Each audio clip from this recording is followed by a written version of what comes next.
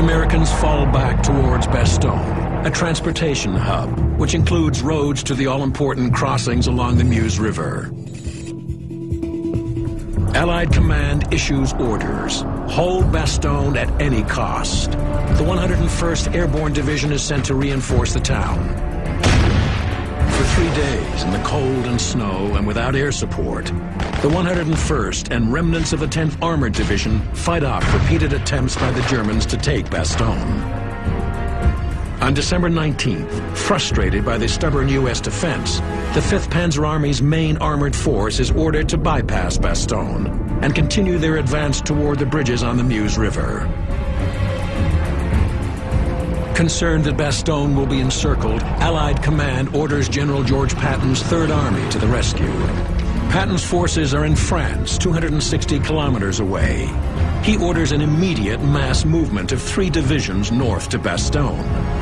At the spearhead are 127 tanks of the 4th Armored Division. At about 8:30 that night, I was told to be ready to move.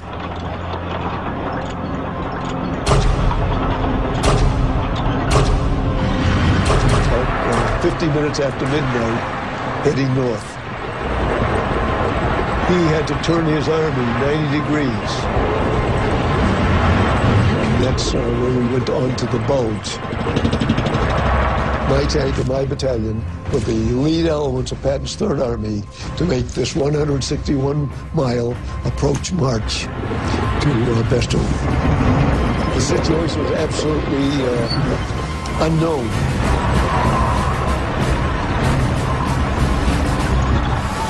We went all night,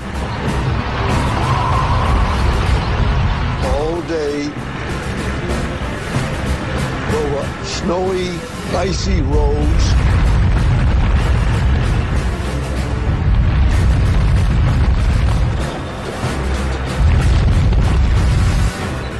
The weather was horrible, bitter wind. The last night was under total blackout conditions. You can't imagine to have a black night and be traveling blackout. All the tanks had were little things called cat's eyes in the rear. So the tank commander is looking at the tank in front of him at the cat's eyes, and that enables him to know where he's going and how much distance he is from the tank. But I was in the front tank, and there were no cat's eyes in front of me. There was nothing.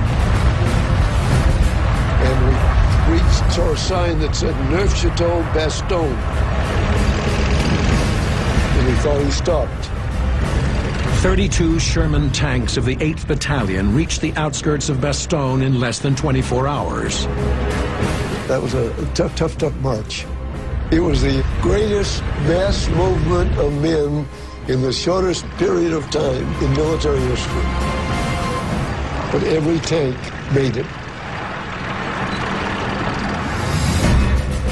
But by the time they arrive, the Germans have already surrounded Bastogne. The Americans in the city are trapped. And across the Ardennes, so are many others, like tanker John Marshall, who's just trying to find his way back to friendly lines. We were hoping to find our platoon or anybody. We were moving, and as we moved up, I saw 2 guys come out from between the buildings and they walked down the road. They walked quite militarily. Max says to me, "Get him." And I didn't. For some reason, they weren't bothering anybody. I should have known better. I should have done what I was told. I didn't. And as they walked, they made a military left turn and went right between the barn and the house. They turned like it was on a signal, and at the end of that street, there's a tank there. And the minute they turned, that tank let the shot go, and he fires at us. It just went over. It missed the tank. Allier makes a hard left lever, and he goes down the lane go down, we could see a crowd surrendering. He looked like a kid. We knew something was wrong. As we go down, there's the two officers.